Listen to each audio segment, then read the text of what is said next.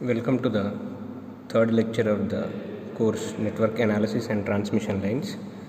So in last class we discussed about introduction of graph theory and what are the types of different type graphs and what is tree and cotree. So in this lecture we are going to discuss one important concept called as incidence matrix. What do you mean by incidence matrix? What is the need of incidence matrix? And how can we use this incidence matrix in the solutions of the network analysis? So an incidence matrix is nothing but a oriented graph or directed graph that can be completely represented with the help of a matrix. Means by using the incidence matrix we can get the information about what are the different types of branches incident on which nodes and their orientations. So here we can classify this incidence matrix into two ways. One is complete incidence matrix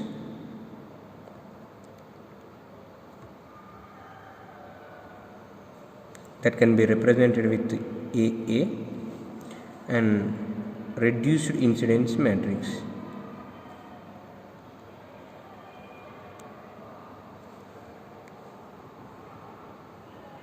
that can be represented with A. Okay, now let us take on first complete incidence matrix. How can you get the complete incidence matrix for the given graph? Now let us assume one graph for the given network having 4 number of nodes, having A, B, C, D are the nodes and 6 branches, and the orientation is like this: 1, 2, 3, and it is 4, 5, 6. So now the incidence matrix is nothing but a mathematical model to represent the given network with all the information available. So what about the information? What is the information here means? Nodes and branches and which branch is incident to which node. So such type of information can be available in complete incidence matrix. So now what is the order of the incidence matrix? The order of the incidence matrix is number of nodes by branches, n by b. For example, in this graph the network is having 4 nodes and 6 branches, so the order of the incidence matrix is 4 by 6. Okay, now see how to fill this incidence matrix. What is the basic idea to fill the values in the matrix? Okay, now I am taking this is the incidence matrix having 4 nodes represent in a row wise and 6 branches 1, 2, 3, 4, 5, 6 as a column wise. Okay, now we have to fill the values in the matrix. Now what is the basic idea or principle to fill the matrix is, let us assume Aij. A is nothing but the position value we have to place in the matrix. I is the row and j is the column. Aij will become +1 if at all jth branch is incident to ith node. For example, let us assume here the node is A. How many branches are incident here? 3 branches, 1 and 2 and 3. And if at all this branch is incident to node A and it is oriented or directed away from the node, then we can replace that value with +1. Means, for example, if you are talking about node A, 2 and 3 and 1, these 3 are incidented to that node, and 2 and 3 are oriented away from the node, 1 is towards the node. That's why at first branch to the node A is represented with -1, for 2 plus 1, for 3 plus 1, 4, 5, 6 are not at all incident to that node. That's why here we have to fill the values aij equal to plus 1 if at all jth branch is incident to ith node and it is away from the node. If at all jth branch is incident to node ith node and it is towards,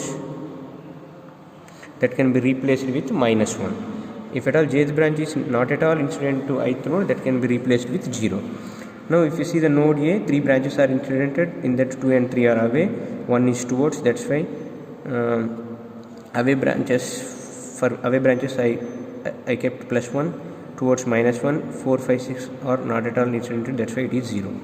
Likewise, if you are talking about node B, 2, 4, 5 are incidented, means we can simply place 0 at first one and third one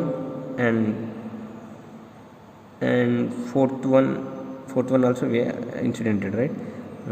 Okay, first no branch is not at all incidented, third branch not at all incidented, so remaining all are incidented, and sixth also not incidented, that's why we can place 0 here.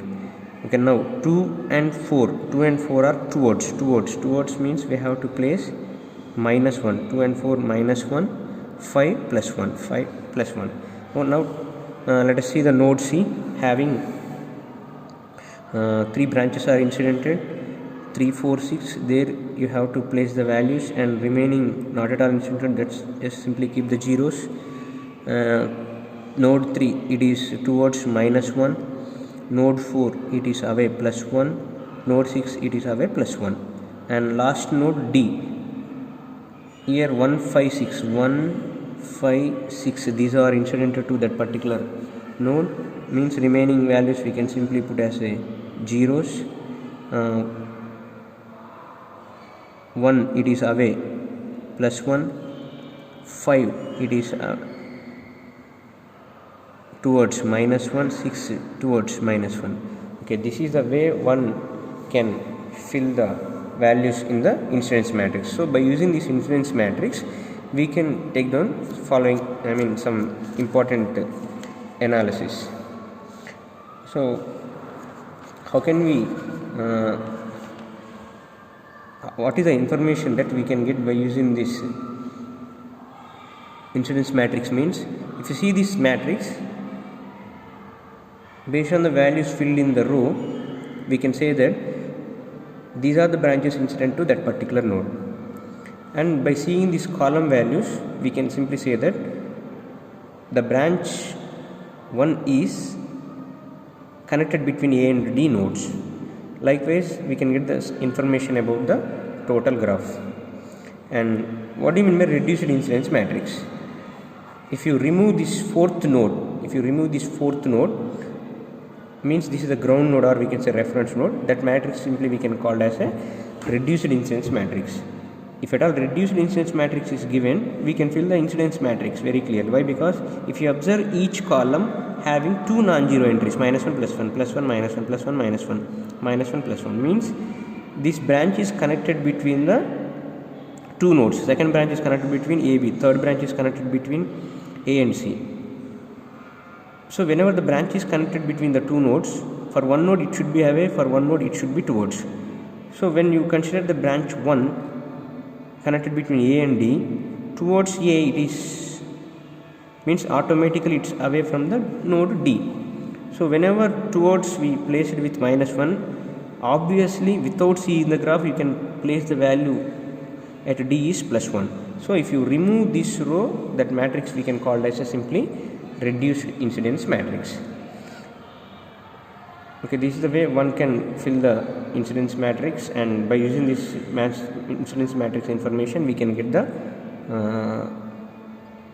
what is the orientation and how many branches are connected to the each node, or each node how many branches connected. That information we can get by using the incidence matrix.